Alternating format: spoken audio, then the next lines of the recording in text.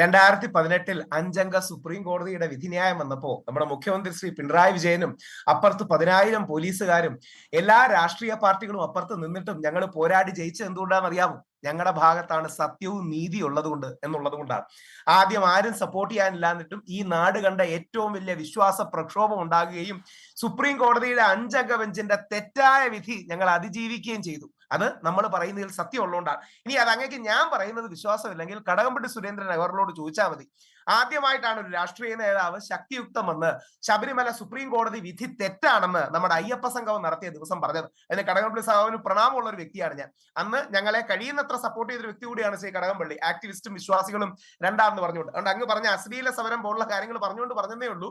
India കണ്ട ഏറ്റവും വലിയ ജനാധിപത്യ വിശ്വാസ പ്രക്ഷോഭമാണ്. ഒരു വരി കൂടെ പറഞ്ഞിട്ട് ഞാൻ അസീദയുടെ ചോദ്യത്തിലേക്ക് വരാം. ഇനിയും താങ്കൾക്ക് അതിന്റെ രാഷ്ട്രീയം അറിയണമെങ്കിൽ യഥാർത്ഥത്തിൽ നമ്മുടെ മുസ്ലിം ക്രിസ്ത്യൻ സഹോദര സമുദായങ്ങളുടെ അവകാശങ്ങൾ എടുത്തു കളയാനും യൂണിഫോം സിവിൽ കോഡ് വളഞ്ഞ വഴിയിൽ കൊണ്ടുവരാനുമുള്ള നീക്കമാണ് ശബരിമല വിധിയുടെ ആത്മാംശം.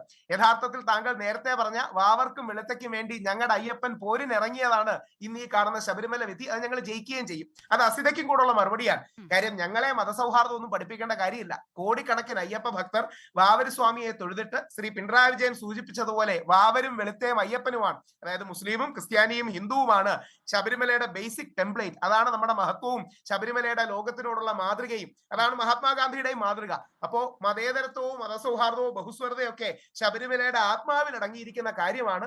എല്ലാ സമുദായങ്ങളെയും സാഹോദര്യത്തോടെ സ്വീകരിക്കുന്ന മഹത്തരമായ പാരമ്പര്യമാണ്. ഇനി വിശിഷ്ട ഈ ചോദ്യത്തിലേക്ക് വന്നാൽ, കണ്ഠരര് രാജീവർക്ക് ഒരു പ്രത്യേകതയില്ല.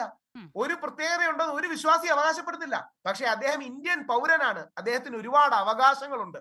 അദ്ദേഹത്തിന് ഒരു പ്രത്യേകതയുമില്ല ഒരു തന്ത്രി എന്ന നിലയിൽ. അല്ലെങ്കിൽ തന്ത്രി ആയതുകൊണ്ട് അദ്ദേഹത്തിന് പ്രത്യേകത കൊടുക്കണമെന്നല്ല. പക്ഷെ പൗരനായതുകൊണ്ട് അദ്ദേഹത്തിന് ഒരുപാട് അവകാശങ്ങളുണ്ട്. ആ അവകാശങ്ങളിൽ എന്തൊക്കെ ലംഘിക്കപ്പെട്ടു? യാതൊരു അടിസ്ഥാനവും ഇല്ലാതെ തന്ത്രിയെ അറസ്റ്റ് ചെയ്തു. യാതൊരു തെളിവുമില്ലാതെ തന്ത്രിയെ 40 ദിവസം വെച്ചു എന്ന് കോടതി പറഞ്ഞു.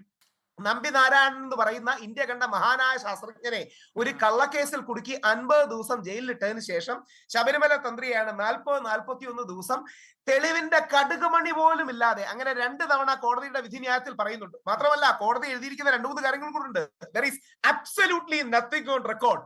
കാര്യം ഇതുമായിട്ട് യാതൊരു ബന്ധവുമില്ല. ഇനി അസിത ഓർക്കേണ്ട കാര്യം, അസിതയുടെ മതേതരത്വത്തോടും മതസൗഹാർദ്ദത്തോടുമുള്ള കമ്മിറ്റ്മെന്റിനെ ബഹുമാനിക്കുന്നു. ഞങ്ങൾ എല്ലാം ചൂണ്ടിക്കാണിക്കുന്ന കാര്യം എന്താ? ശബരിമല ആകട്ടെ, അമ്പലമാകട്ടെ, പള്ളിയാകട്ടെ, ഏത് വിശ്വാസവും ആകട്ടെ, ആ വിശ്വാസത്തിന്റെ ഭാഗത്ത് നിൽക്കുന്ന ഒരു വ്യക്തിയെ അറസ്റ്റ് ചെയ്ത് ജയിലിൽ ഇടുമ്പോൾ അതിന് സൂക്ഷ്മതയും അവധാനതയും കാണിക്കണം.